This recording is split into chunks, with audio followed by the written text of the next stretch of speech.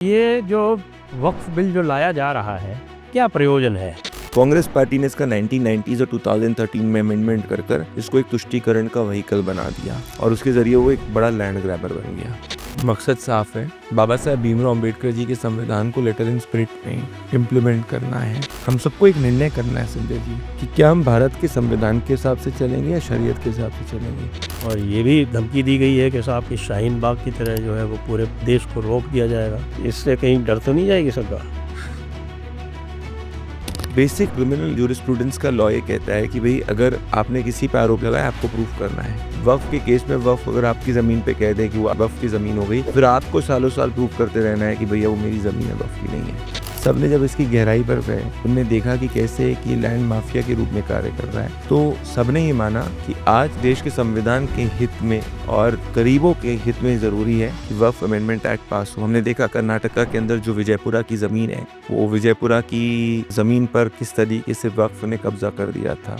It is not your constitutional right to squat in a place and prevent public movement. You can protest, आप कोई Ramlila ground में protest करना है, जहां आपको प्रोटेस्ट करना है करो, परंतु आपको ये अधिकार नहीं कि आप रोडे ब्लॉक करो। ये लोकतंत्र आपको अधिकार नहीं देता। तो अगर आप लोकतांत्रिक कार्य करेंगे तो आपसे कानूनी रूप से निपटा जाएगा।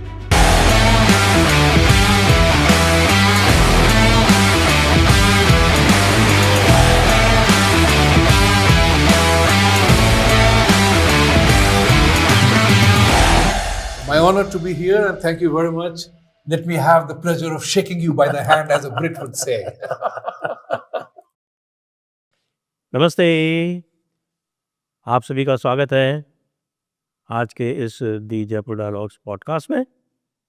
आज हमारे साथ है प्रदीप भंडारी जी, आपके जाने माने चिर परिचित सेफोलॉजिस्ट तो अभी भी हैं, हालांकि सेफोलॉजी भी इन्होंने कम कर रखी है, और भारतीय जनता पार्टी के राष्ट्रीय प्रवक्ता। स्वागत है आपका प्रदीप जी। बहुत बहुत धन्यवाद संजय जी, आपके इतने पॉपुलर पॉडकास्ट चैनल में और जयपुर डायलॉग में जुड़ने के लिए बहुत बहुत धन्यवाद। प्रदीप जी, ये बताएं कि इस समय भारतीय जनता पार्टी जो राष्ट्रीय इश्यूज लेके चल रही है, उनमें किस प्रकार का एक, जिसको मैं कहूँ, टाइम फ्रेम दिया हुआ है। जैसे उदाहरण के लिए इस समय दो बड़े बिल लंबित हैं पार्लियामेंट में। एक तो वक्फ बिल है जिसका नाम बदल के उम्मीद कर दिया गया, और ये मानूं कि इसका मतलब ये है कि जब नाम ही बदल दिया गया है तो संभवतः पुराना बिल विड्रॉ करके नया बिल ही इंट्रोड्यूस किया जाएगा। जनरली ऐसा करते हैं, तो फिर इसी प्रकार का होता है, बजाय इसके कि पुराने बिल में अमेंडमेंट करें, नया बिल ले आते हैं। तो ये जो वक्फ बिल जो लाया जा रहा है, क्या प्रयोजन है? मकसद साफ है, बाबा साहब भीमराव अम्बेडकर जी के संविधान को लेटर इन स्पिरिट में इम्प्लीमेंट करना है। जैसे एब्रोगेशन ऑफ आर्टिकल 370 के तहत उसको किया गया था, इस एस्पेक्ट पे भी जरूरी है। हम सबको एक निर्णय करना है संजय जी कि क्या हम भारत के संविधान के हिसाब से चलेंगे या शरीयत के हिसाब से चलेंगे। हमारा मानना है कि हम भारत के संविधान के हिसाब से चलेंगे। वक्फ अमेंडमेंट एक्ट के लिए मुसलमानों ने, दलितों ने, किसानों ने, सब ने कहा है कि इस देश के अंदर दो सिस्टम्स नहीं हो सकते। अगर हर दूसरा व्यक्ति सिविल कोर्ट जाता है प्रॉपर्टी डिस्प्यूट के लिए, तो वक्फ को अधिकार नहीं हो सकता एक पैरेलल सिविल कोर्ट बनने का। दूसरा, बेसिक क्रिमिनल जूरिस्प्रूडेंस का लॉ ये कहता है कि भाई अगर आपने किसी पे आरोप लगाया आपको प्रूफ करना है। वक्फ के केस में वक्फ अगर आपकी ज़मीन पे कह दे कि वो आपकी वक्फ की ज़मीन हो गई, तो फिर आपको सालों साल प्रूफ करते रहना है कि भैया वो मेरी ज़मीन है, वक्फ की नहीं है। तो इस तहत ये एक लैंड माफिया के रूप में बन चुका है। जो इनिशियल कॉन्सेप्शन वर्क का था कि सुल्तान ऑफ जामा मस्जिद ऑफ मुल्तान को किसी एक ने, सुल्तान ने अपनी ज़मीन गिफ्ट कर दी थी। तो it was always a transfer between one Muslim and for the cause related to the Muslim community. Congress party ने इसका 1990s और 2013 में अमेंडमेंट कर कर इसको एक तुष्टीकरण का व्हीकल बना दिया और उसके ज़रिए वो एक बड़ा लैंड ग्रैबर बन गया। इस चीज़ को अब रोकने के लिए ये बिल लाया जा रहा है, और इसमें ये भी किया जा रहा है कि इसमें जो पार्टिसिपेशन हो ट्रिब्यूनल्स के अंदर महिलाओं का, बाकी सब समाज का भी एडिक्वेट और इक्वल रहे। लेकिन इसमें एक समस्या है कि जब ये लाया गया था 1993 में, मेन एक्ट लाया गया था 1995 में, जी, और 2013 में इसमें अमेंडमेंट हुआ था। दोनों बार भारतीय जनता पार्टी ने इसका सपोर्ट किया था। बल्कि 2013 की तो वो जो शाहनवाज हुसैन की जो स्पीच है इसके सपोर्ट में, उसको तो कई बार मैंने भी क्रिटिक किया है। उसको सुन ले कोई तो कहे कि साहब कि ये भारतीय जनता पार्टी बोल रही, वो तो मौलानाओं से भी ज़बरदस्त फेवर में स्पीच है। संजय जी, अभी अगर आप एक चीज़ देखेंगे कि पार्टी का जो स्टैंड है वो स्पष्ट है कि वक्फ अमेंडमेंट एक्ट को पास होना तय है। मुख्तार अब्बास नकवी से लेकर हर भारतीय जनता पार्टी के नेता, भले शाहनवाज जी, सब लोगों, सब ने जब इसकी गहराई पर गए, उनने देखा कि कैसे कि लैंड माफिया के रूप में कार्य कर रहा है, तो सबने ये माना कि आज देश के संविधान के हित में और गरीबों के हित में ज़रूरी है कि वक्फ अमेंडमेंट एक्ट पास हो। हमने देखा कर्नाटका के अंदर जो विजयपुरा की ज़मीन है, वो विजयपुरा की ज़मीन पर किस तरीके से वक्फ ने कब्ज़ा कर दिया था। तो भारतीय जनता पार्टी का हर कार्यकर्ता चाहता है, हर नेता चाहता है, भले उसने पूर्व में क्या कोई कुछ किसी का कोई भी स्टेटमेंट रहे हो, वो उस वक्त की स्थिति है, पर एसेंशियली सब चाहते हैं कि वक्फ अमेंडमेंट एक्ट पास हो। जी, लेकिन जो आपने कहा ना कि साहब कि वो अलग सिस्टम नहीं होना चाहिए, तो जो बिल आया है आपके जेपीसी से होके, उसमें तो अभी भी ट्राइब्यूनल कायम है। और बल्कि जो ओरिजिनल बिल था उसमें ट्राइब्यूनल में ये कर दिया गया था कि भाई उसमें जो मुस्लिम एक्सपर्ट की जो एक प्रिस्क्रिप्शन था वो हटा दिया गया था। लेकिन जो जेपीसी से आया है उसमें वो वापस रिस्टोर कर दिया गया है। तो कहीं न कहीं पैचअप करने का प्रयास है क्या? पूरी तरह से जो हम चाहते थे कि साहब ये वक़्त की दादागिरी समाप्त हो, वैसा तो होता दिख नहीं रहा। ये वक़्त की दादागिरी समाप्त होगी। मुझे लगता है जब आपने कहा खुद कि अभी टेबल होने वाला है, तो एक बार फ्लोर ऑफ द हाउस पे टेबल होने दीजिए, इसका डिस्कशन आगे हो जाने दीजिए, उसकी नुआंसेस देखने दीजिए, उसके बाद ही हम निष्कर्ष पे पहुँचेंगे। बट एसेंस यही रहेगा कि वक़्त जो एक लैंड माफिया के रूप में कार्य कर रहा है, वो लैंड माफिया के रूप में कार्य नहीं कर पाएगा।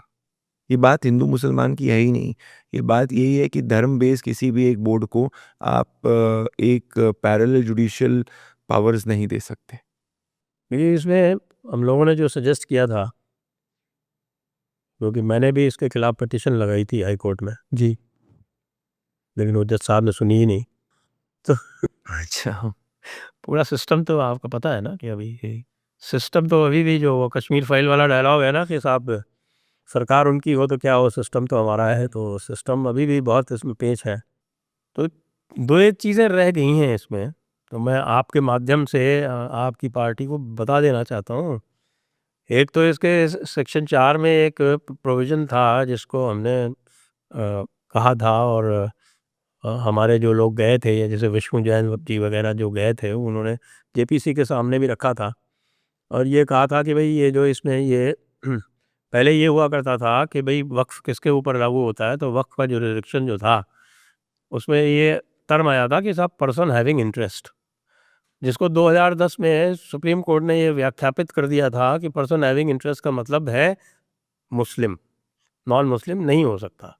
तो 2013 में फिर इन लोगों ने बड़ी चालाकी से उसमें अमेंडमेंट करवाया, जिसमें मुझे लगता है कि उस समय भारतीय जनता पार्टी को ध्यान नहीं रहा होगा, या उनके यहाँ संभवतः ऐसे कोई मौलाना नहीं थे जो बता देते असली असली चीज़, जो थे भी वो इंटरेस्टेड ही रहे होंगे कि ऐसा हो जाए। तो उसमें ये जो पर्सन हैविंग इंटरेस्ट वाला जो शब्द था उसको बदल के कर दिया गया पर्सन हैविंग ग्रीवेंसेस।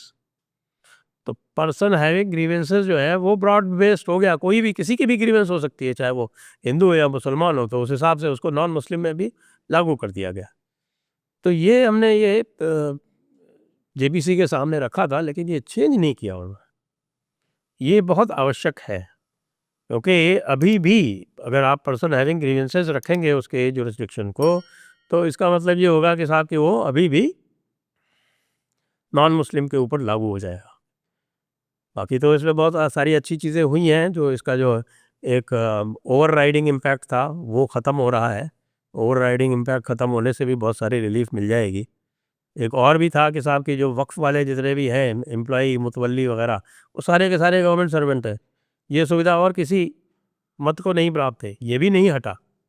तो वो भी गवर्नमेंट सर्वेंट है, मतलब वो दादागिरी कर सकते हैं, आप कुछ कहें तो वो फिर आपका आईपीसी में या आप जो बीएनएस बन गई है उसके अंदर ऑफेंस हो जाएगा। तो मुझे लगता है कि ये बातें भी ध्यान में लाई जानी चाहिए टॉप लीडरशिप की, कि साहब के इसके जेपीसी के बाद भी अभी भी नॉन मुस्लिम्स के सर से तलवार पूरी तरह से हटी नहीं है। और दूसरी बात, ये जो मुख्य बात थी कि साहब इसको सिविल कोर्ट को दिया जाए, ट्राइब्यूनल अभी भी रखा गया है। ट्राइब्यूनल के साथ मुख्य समस्या, सबसे बड़ी समस्या ये थी कि भाई ट्राइब्यूनल जो है वो पूरे प्रदेश में एक ही जगह होता है, तो आप कहीं भी किसी की जगह किसी के आप ज़मीन क्लेम कर दो तो उसको वापस जो है वो स्टेट हेडक्वार्टर ही जाना पड़ता है।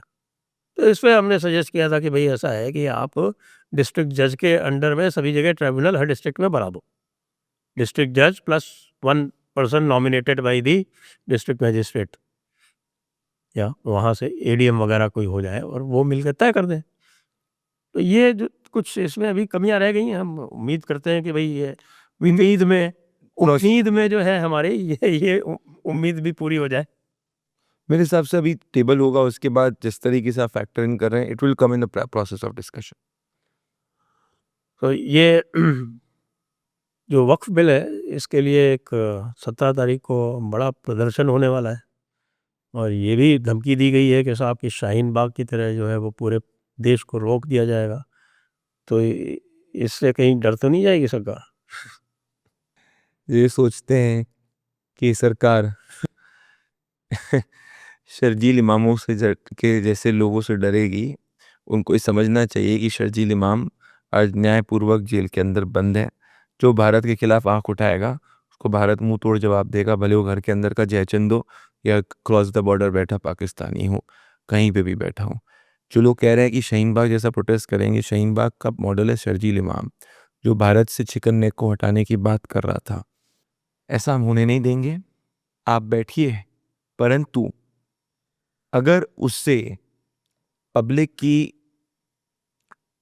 आने जाना, पब्लिक कन्वीनियंस को एक चोट पहुंचती है, तो मेरे हिसाब से जो सुप्रीम कोर्ट ने लास्ट इस पर वर्डिक्ट दी थी वो स्पष्ट है कि it is not your constitutional right to squat in a place and prevent public movement.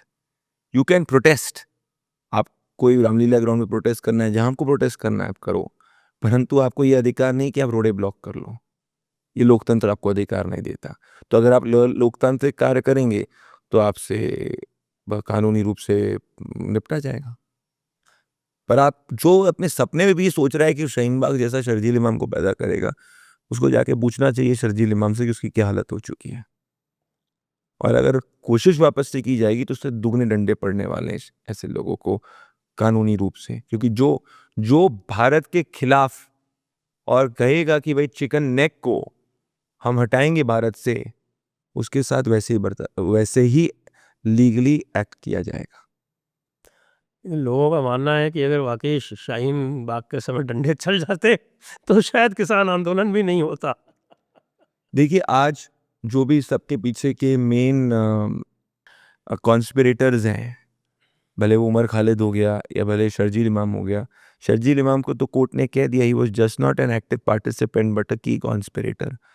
तो आज with due process of law we have got them behind bars and they are being tried under various sections of the UAPA. तो I think ultimately आज लोग ये जान चुके हैं कि हम जब काम करते हैं लीगली तो पक्का काम करते हैं। मैं तो ये कह रहा हूँ कि देखिए किसान आए, उन्होंने दिल्ली को 13 महीने घेरे रखा, और उसके बाद फिर जो है वो दोबारा आए तब आपने उनको नहीं, पर सवाल तो आम आदमी पार्टी वालों से पूछना चाहिए ना। हमारे तो किसान अन्नदाता भगवान है, पर आम आदमी पार्टी वालों से पूछना चाहिए ना कि आज जो किसान पंजाब की आम आदमी पार्टी सरकार से पूछ रहे हैं कि भैया क्या हुआ आपके वादों का, उनको ये प्रोटेस्ट क्या क्या वर्ड यूज कर रहे हैं भगवंत मान अरविंद केजरीवाल, आज वो इकोसिस्टम शांत क्यों बैठा हुआ है? जो हर दिन इधर से बाहर से वर्ल्ड ओवर से लेके क्या कैसे कैसे सेलिब्रिटीज से इन लोगों में पेड ट्वीट्स करवाए थे, आज पूछना चाहिए आपको। क्यों नहीं पूछ रहे इकोसिस्टम वाले? आज बात ये नहीं है, बात आज ये है कि जो पंजाब में किसानों की स्थिति है, जिसपे पंजाब की सरकार उन पे बर्बरता कर रही है, कोई अरविंद केजरीवाल और भगवंत मान से सवाल क्यों नहीं पूछ रहे हैं? आप उनको बर्बरता क्यों कह रहे हो? मैं तो ये कहता हूँ कि उनके साथ सही व्यवहार कर रही है, जो आपको करना चाहिए था। ये आपकी राय हो सकती है। हमारे किसान और अन्नदाताओं को भगवान का रूप मानते हैं। अन्नदाता क्यों कहते हैं आप उनको? फ्री में देते हैं क्या अनाज? देखिए आपकी आपकी जो इस मुझे एक किसान बता दीजिए जो फ्री में अनाज देता हो। अन्नदाता वो होता है जैसे कुंभ में लोग जो वो भंडारा करते हैं ना, वो होता है देखिए, अन्नदान, उसको कहते हैं अन्नदान। संजय जी, आपकी व्यक्तिगत राय हो सकती है, पर मैं देश के कोने-कोने में घूमा हूँ और मैं ये बात स्पष्ट मानता हूँ कि हम सब जो लोग थोड़ा-सा अ, माटी में जब घूमेंगे और हमारे किसानों के बीच में रहेंगे, वो समझेंगे कि हमारे किसान और जवान हमारे देश का बैकबोन है। जो किसान यहाँ बैठा था, वो तो डीप स्टेट वाला किसान था। मेरे को इसके बारे में मेरे हिसाब से इसके बारे में जो ज़्यादा एनालिसिस आप और कई एक्सपर्ट्स ने किया हुआ है, पर एसेंस क्या है? एसेंस ये है कि कुछ लोग उस पूरे प्रोटेस्ट को ढाल बनाकर देश के अंदर तनाव पैदा करने का प्रयास कर रहे थे, जो हमने कामयाब नहीं होने दिया है। हम हमारे किसानों की प्रति व्यक्ति आय बढ़ाने के प्रति कटिबद्ध हैं, परंतु दिक्कत ये है कि इस पे जो राजनीति कर रहे हैं वो विपक्ष के लोग कर रहे हैं। और आज पीड़ा इस बात की होती है कि पंजाब के अंदर अरविंद केजरीवाल की सरकार आज किसानों के साथ जो व्यवहार कर रही है वो अमानवीय है। हमारा मकसद है कि किसानों की आय बढ़े। आज आपको पता है जितना क्रेडिट किसानों को प्रधानमंत्री मोदी जी की सरकार देती है वो यूपीए से 5 गुना से ज़्यादा है। The total credit which has gone to the account of the farmers without any corruption is 5 times more than at the time of the Congress party. We want to empower our farmers. We want to ensure that their income increases and they get all the possible support from the government and the state machineries. We will never ever do politics. हम लोग ने किसान के बेटे चौधरी चरण सिंह जी को जो सर्वोच्च सम्मान दिया हुआ है। It is all very well to say कि साहब कि हम किसानों के लिए कर रहे हैं, लेकिन ये भी तथ्य है और सर्वमान्य तथ्य है कि 1.5 स्टेट के अलावा एक पंजाब और आधा हरियाणा, पूरे देश के किसान इन कानूनों को चाहते थे और आज भी वही स्थिति है।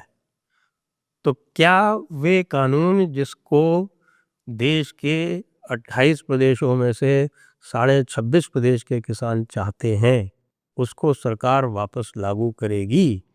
क्योंकि वो जो 1.5 प्रदेश वाले हैं, उनका जो इकोसिस्टम था, उनका जो डीप स्टेट बैकिंग था, वो तो अब ख़त्म हो गया। सरकार को दोबारा सोचना चाहिए कि ये तो प्रधानमंत्री जी ने सदैव कहा कि भाई ये जो है ये किसानों के हित में ही है। किसान भी यही कहते हैं, सारे एक्सपर्ट्स भी यही कहते हैं। जो सुप्रीम कोर्ट ने कमेटी बैठा ली थी, उसका जो कंक्लूजन था, जो लीक हुआ, वो भी यही कहता है। पुनर्विचार होगा क्या? मेरा मानना ये है संजय जी कि अभी मैटर ऑफ ये समय इस बात पे नहीं है कि पुनर्विचार होगा कि विचार होगा, कुछ आएगा वापस कि नहीं आएगा। बड़ी बात यह है कि आप और मैं और पूरे देश के लोग मिलकर ये कैसे इंश्योर करें कि जो हमारे किसानों को विलिफाई कर रहे हैं, पर्टिकुलरली पंजाब में आम आदमी पार्टी की सरकार, उसके खिलाफ आवाज़ कैसी बुलंद की जाए। ये मेन मकसद है। किसानों के प्रति प्रधानमंत्री नरेंद्र मोदी जी भले किसान सम्मान निधि हो गई, भले बजट के अंदर जो अनाउंसमेंट हो गए, वो उनकी आय बढ़ाने के लिए पूरी तरीके से क्लियर है और हम इस बात पे भी क्लियर है कि किसानों को वो मार्केट मिलना चाहिए जिससे जो उनकी फसल को उनका उचित दाम मिले। परंतु इन सब में राजनीति करने वाले विपक्ष के लोग हैं और उन विपक्ष के लोगों के खिलाफ देश का किसान खड़ा हुआ है और उसको हम हमेशा एक्सपोज करते रहेंगे। हम किसानों का सम्मान करते हैं, हम किसानों की आय बढ़ाने की बात करते हैं और हम किसानों को एडिक्वेट इंफ्रास्ट्रक्चर देने की बात करते हैं। आप और बच रहे हैं। किसानों की मैं बच नहीं रहा हूँ, मैं आपको सीधी बात कर रहा हूँ और मैं किसानों इस पे यह चीज़ का भी इंश्योर करता हूँ कि किसानों की जो फसल है उसको सही उचित दाम मिले। It's as simple as that. We can not put the entire discussion of farmer welfare limited to one specific point. I think we have to look at it holistically. But the larger issue right now is कि क्यों पंजाब की आम आदमी party की सरकार किसानों के साथ में इतना अमानवीय अंग्रेजों जैसा व्यवहार कर रही है। वैसे एक बात बताऊँ आपको, मेरे ग्राउंड लेवल की इन्फॉर्मेशन ये है कि हरियाणा सरकार ने जो शम्भू बॉर्डर पे इनको रोका और इनके साथ सख्ती की, उसका लोगों पे पॉजिटिव इम्पैक्ट गया। और भगवंत मान को ये पता चल चुका है। इसलिए वो इन तथाकथित किसानों को, जिनको मैं ब्लैकमेलर कहता हूँ और दलालों का एजेंट कहता हूँ, वो सख्ती कर रही है, तो वो पॉलिटिकली समझ किसान बूझ के हमारे कर लिए रही है। भले वो एक किसान नहीं है। मेरी बात आप सुनिए संजय जी, शुरू से ही गलत हो रहा है। आप और मैं इस पे डिफर कर सकते हैं। देश का हर किसान जो खेती कर रहा है हमारे लिए किसान है। मैं आपके शो पे ये कहना चाहता हूँ कि मेरे देश के किसान जो हैं वो हमारे लिए भगवान का रूप है, अन्नदाता है, वो हैं तो हम हैं और कुछ नहीं। आप समझिए मेरी बात। आप लोग सब प्रिविलेज, आप लोग सब क्या है कि आप लोग सब प्रिविलेज्ड है, तो इसलिए आप लोग इस तरह की बात कर सकते हैं। हम भी किसान हैं, जी, हम भी खेती करते हैं, आपको पता नहीं है शायद। आप किसान नहीं है सर। बिल्कुल अगर आप किसान है तो हर व्यक्ति ऐसा किसान सब है, हम किसान हैं।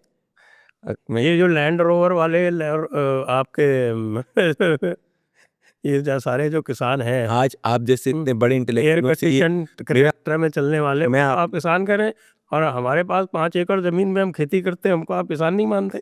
आप इस देश के एक प्रखर इंटेलेक्चुअल्स में से एक हैं और मैं आपसे उम्मीद करूंगा कि आप भी हमारे देश का हर किसान का भला होना चाहिए।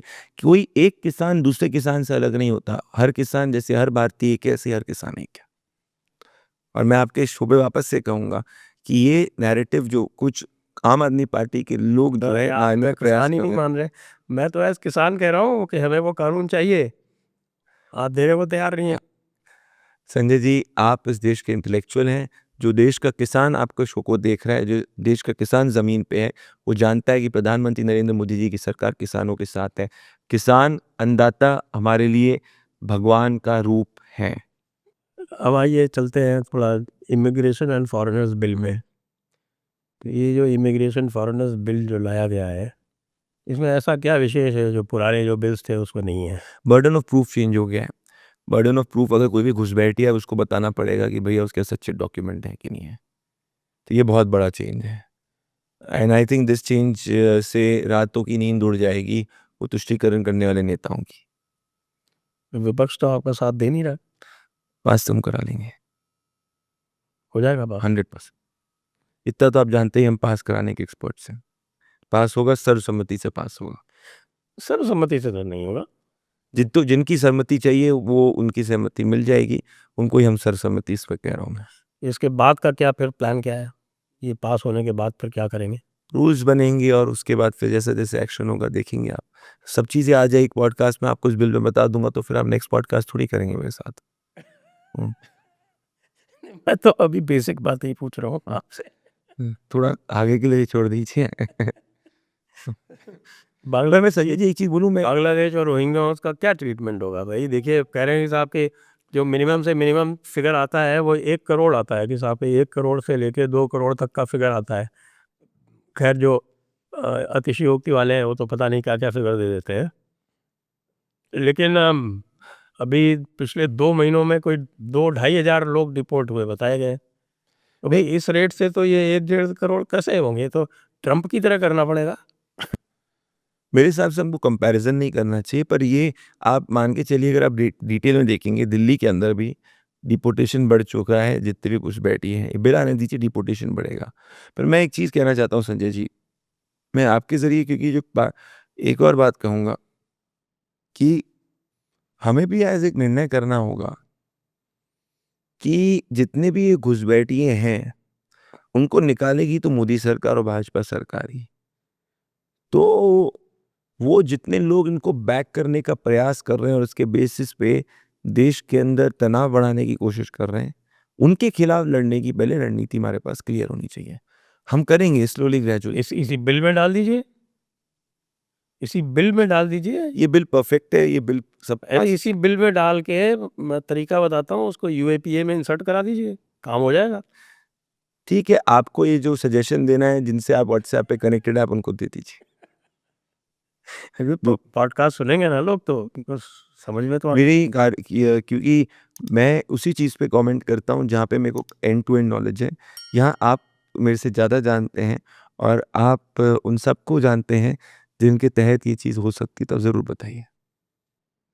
अच्छा चलिए, देखिए साहब, आप ये बताएं कि पर मेरे को लग रहा है आज आप में योगेंद्र यादव का भूत आ गया है। है आज आप में थोड़ा सा योगेंद्र यादव इफेक्ट आ गया है, योगेंद्र यादव क्योंकि योगेंद्र यादव अपने आप को मंडे को किसान कहते हैं, ट्यूसडे को इंटेलेक्चुअल कहते हैं। आज संजय दीक्षित जी जो हैं उसी तरीके से अपने आप को किसान कह रहे हैं। जयपुर डायलॉग की सभी मित्रों को, मैं दोस्तों को कहना चाहता हूँ, पूरी टीम को कहना चाहता हूँ, जरा संजय जी को चेक कराइए, ऐसा ना हो उनने कोई कोवर्ट मीटिंग योगेंद्र यादव के साथ कर ली हो जो अपने आप को किसान कह रहे हैं। ये देखिए, योगेंद्र यादव जो है वो नेक्स्ट लेवल लोग हैं, उनके साथ हम कहाँ आते हैं। तो मैं तो ये आपसे ये पूछना चाहता हूँ कि भाई देखिए, डीप स्टेट का जो अभी भंडाफोड़ हुआ है तो उससे तो काफ़ी रिलीफ मिली होगी ना। वो जो डीप स्टेट वाले एक्सपोज हो गए, उसी वजह से बेचारे किसान जो है उनके ऊपर आम आदमी पार्टी वालों को भी डंडा चलाने की हिम्मत हुई। वैसे थोड़ी चलाते हैं अगर डीप स्टेट उसी तरह। नहीं, आम आदमी पार्टी, कांग्रेस, ये लोग एंटी किसान रहे हमेशा से। मैं आपको वापस से कह रहा हूँ कि आप देखिएगा आने वाले 4 से 5 सालों के अंदर हमारे किसानों की जो आय जिस रेट पे बढ़ रही है, it will definitely further increase, and we are focusing on providing that entire ecosystem which is needed for our farmers to A, get more income, B, ensure their crop gets the best market price, and a farmer can sell the crop anywhere in the country. That is the objective, so that he gets the best buyer. अच्छा, UCC के बारे में भारत सरकार का क्या मत है? क्योंकि भारत सरकार का मत है, प्रधानमंत्री कह चुके हैं कई बार कि यूसीसी जो है भारत के संविधान की स्पिरिट है, तो वो इम्प्लीमेंट होगा। लेकिन अभी तो केवल एक स्टेट ही लाया है, बाकी क्या सेंट्रल लेवल पे लाने का कोई प्लान है? देखिए, सरकार इसका निर्णय करेगी, सरकार को जब करना है। बट हम जब 2 सीट की पार्टी थे तब भी हम बात करते थे आर्टिकल 370 एब्रोगेशन की, यूसीसी की। हमारे जो मैटर्स ऑफ आइडियोलॉजी है वो परिवर्तित नहीं होते, कुछ समय के बाद होते हैं, कुछ समय के समय होते हैं, कुछ आज होते हैं, कुछ कल होते हैं, कुछ समय बाद होंगे, पर होंगे। हमारा स्टैंड चेंज नहीं होता ऑन कोर इश्यूज। देखिए, वन नेशन वन इलेक्शन का भी ये तो है मैटर अभी जेपीसी के पास। जेपीसी पे चला गया है, लेकिन जो प्रश्न उठता है कि उसमें कुछ कॉन्स्टिट्यूशनल अमेंडमेंट उसमें इन्वॉल्व है। 50% से ज़्यादा स्टेट्स के तहत it has to also pass, and there should be certain constitutional amendment जो रामनाथ कोविंद जी की कमेटी की रिपोर्ट ने भी सजेस्ट किया है। कॉन्स्टिट्यूशनल अमेंडमेंट तो दोनों हाउसेज में जी, आपको सेपरेटली करेक्ट। 2/3 से पास करना पड़ेगा। तो वो दोनों हाउसेज में तो आपके पास 2/3 है नहीं, तो फिर ये one nation one election. One nation, one election is just not about Bharatiya Janata Party. It is about every patriotic political party wanting to ensure that we implement the spirit of the constitution, which was at the time of the constitution makers, where we had one nation, one election. नहीं, वो तो बिल्कुल theoretically it is 100% करे। मैं तो practical बात कर रहा हूँ कि ये आपको पता है कि जो मेजर ऑपोजिशन पार्टी या जो इंडी अलायंस है वो इसको अपोज कर चुका है। नहीं, सबके सब आपको क्या लगता है जब ये बिल टेबल होगा तो क्या सब इंडिया अलायंस के लोग राहुल गांधी की बात को सुनेंगे? इस पे पीठ पीछे तो सब जो कहते हैं कि ये जो है बिल्कुल पक्ष में है और ये होना चाहिए। आपको दोनों हाउसेज में सेपरेटली 2/3 बहुमत का भरोसा? पास कर देंगे, बिल्कुल भरोसा नहीं, गारंटी है कि हम जो बिल लेके आएंगे हमारे कोर इश्यूज पे, हम वो तभी बिल लाते हैं जब हमको पक्का पता होता है कि पास होने वाला है। आप मुझे बताएंगे लास्ट बिल जो हम लेके आए, कोई भी बड़ा बिल, कोर इश्यूज का बिल जो हम लेके आए और फ्लोर से पास नहीं हुआ? या तो हम लाते तभी हैं जब पास होने वाला होता है। मैं तो इसीलिए डाउट कर रहा हूँ क्योंकि इसमें आप लोग का हक है, कॉन्स्टिट्यूशनल अमेंडमेंट इन्वॉल्व है। आप देखिए, जहाँ सबकी सोचने की जहाँ सब सोचना बंद करते हैं वहाँ पे जाके प्रधानमंत्री नरेंद्र मोदी जी, गृह मंत्री अमित शाह जी और पूरी की सरकार जो है वो पूरी प्लानिंग करती है। ये चीज़ें देयर।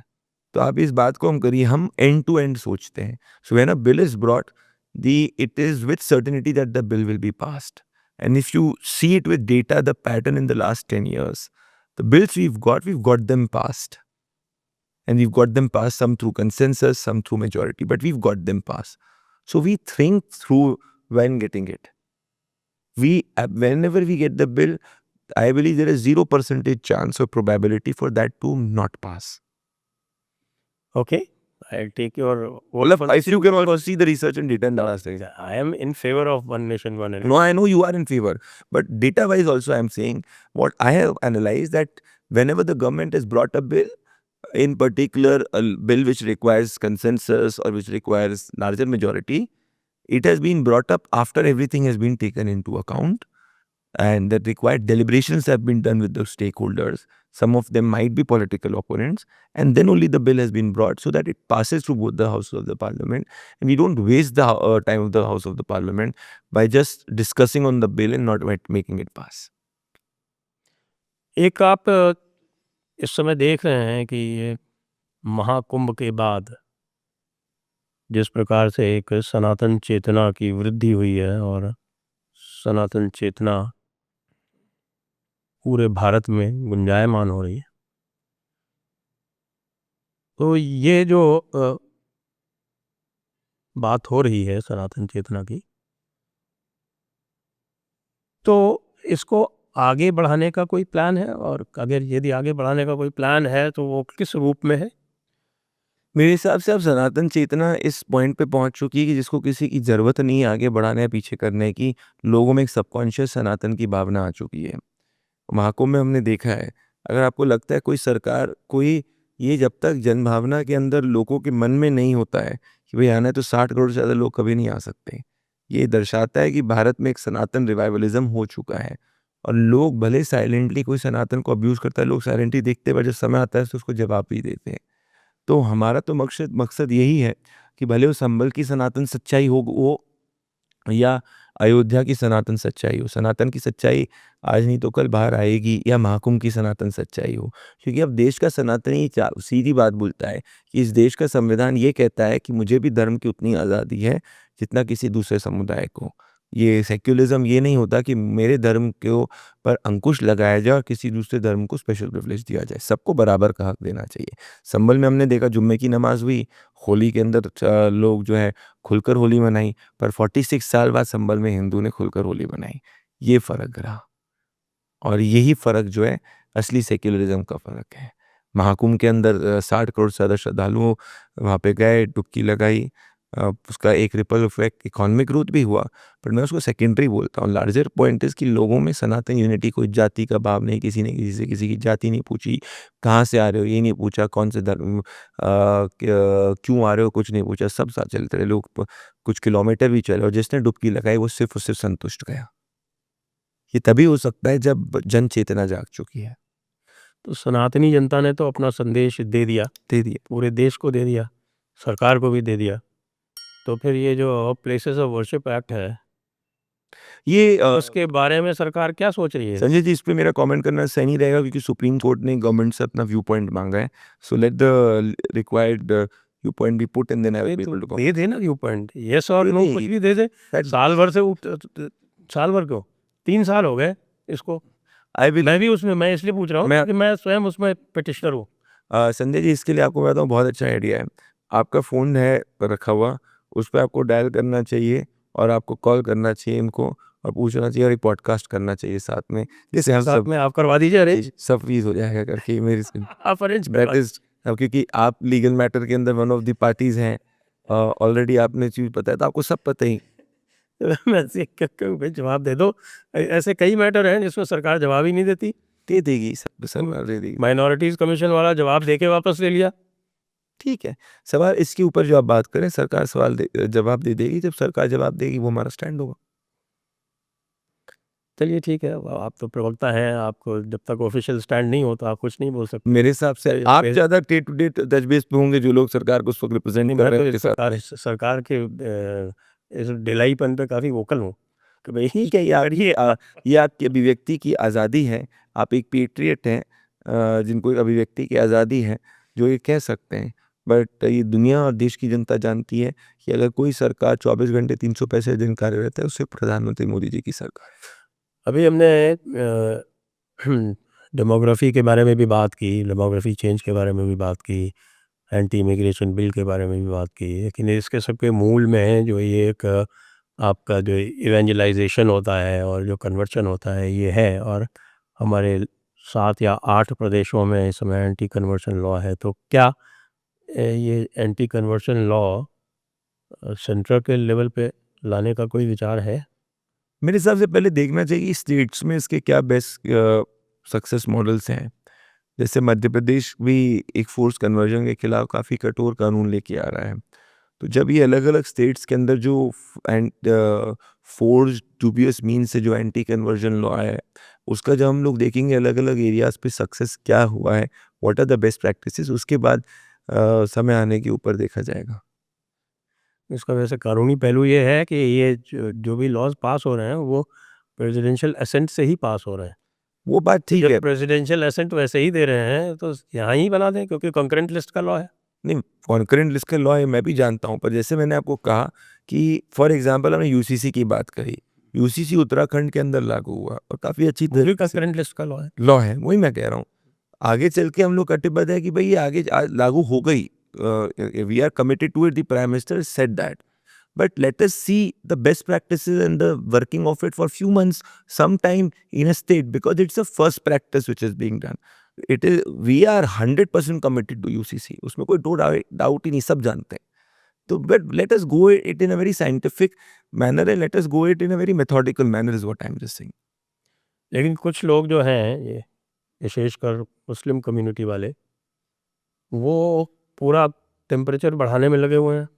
जैसे हज़रत ओवैसी हैं, या आपके इस समय तो ये आपके दारुल उलूम देवबंद वाले हैं, ये सारे के सारे लोग जो हैं वो इस तरह से कह रहे हैं कि साहब कि आप जो है वो किस तरह से वक्फ बिल ला सकते हैं, जो हमारी अस्मिता का, हमारी इज्जत का सवाल। इन लोगों ने सीए के वक्त में भी यही कहा था कि मुसलमानों की सिटीजनशिप चली जाएगी सीए के बाद में। क्या एक भी मुसलमान की सिटीजनशिप गई है? संजय जी आप बताइए, आपको एक मुसलमान का नाम पता है जिसकी सिटीजनशिप गई है? एक भी मुसलमान की सिटीजनशिप नहीं गई है। तो अगर आप बताइए कोई भी मुसलमान की सिटीजनशिप गई है? कोई मुसलमान की सिटीजनशिप नहीं गई है। आज मुसलमान समाज भी समझ चुका है संजय जी कि ये जितने जो ठेकेदार लेकर घूम रहे हैं, ये सिर्फ और सिर्फ चाहते हैं तुष्टीकरण करना और हमारे देश के मुसलमान समाज को की बेहतरी की बात नहीं करना। प्रधानमंत्री नरेंद्र मोदी जी सबका साथ, सबका विकास, सबका विश्वास की बात करते हैं। विश्वास तो मिल ही नहीं सकता सबका। नहीं देखिए, वो तो एक डेमोक्रेसी है। डेमोक्रेसी में दुनिया में 100 में से 100 वोट किसी को नहीं मिलता है, पर इसका ये मतलब नहीं होता कि सरकार जो है सबके लिए नहीं करे। We are not the Congress की जो हमको वोट ना करे उसकी तरफ उसकी सड़क ना बनाओ। That is the differentiation between us and them. But we are also not the Congress जो हिंदू को गाली बके। We are the person who said कि अयोध्या में प्रभु श्री राम का मंदिर बनेगा।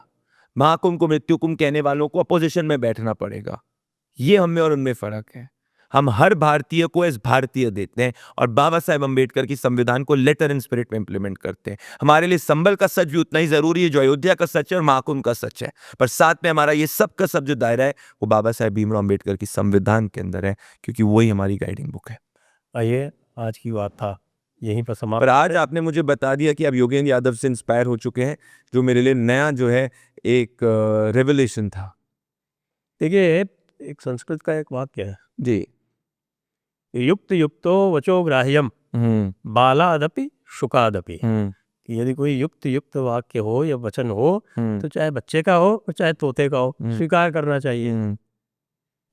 अयुक्तो नपि न ग्राह्यम साक्षात किम न बृहस्पति। जो अयुक्त हो वो बृहस्पति स्वयं कहे तो भी नहीं स्वीकार करना चाहिए।